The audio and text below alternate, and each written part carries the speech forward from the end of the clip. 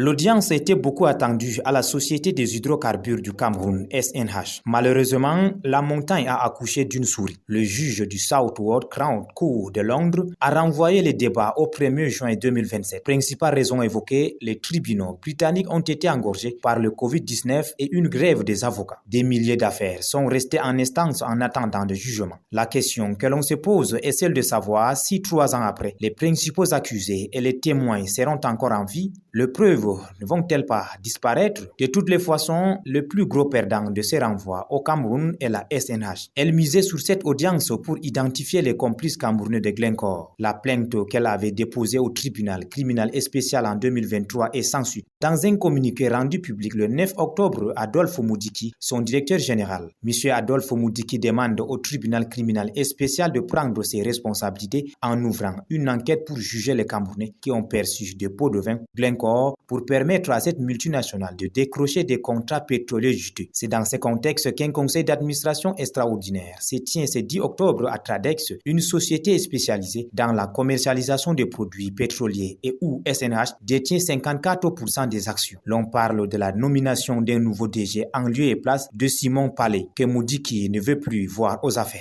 Tout en restant en attente de l'ouverture des auditions au tribunal criminel et spécial, l'administrateur directeur général de la SNH garde espoir que dans 3 ans, les coupables camerounais complices des actes criminels de Glencore seront rapidement identifiés et punis conformément aux dispositions pertinentes du Code pénal camerounais selon la cellule de la communication de la SNH.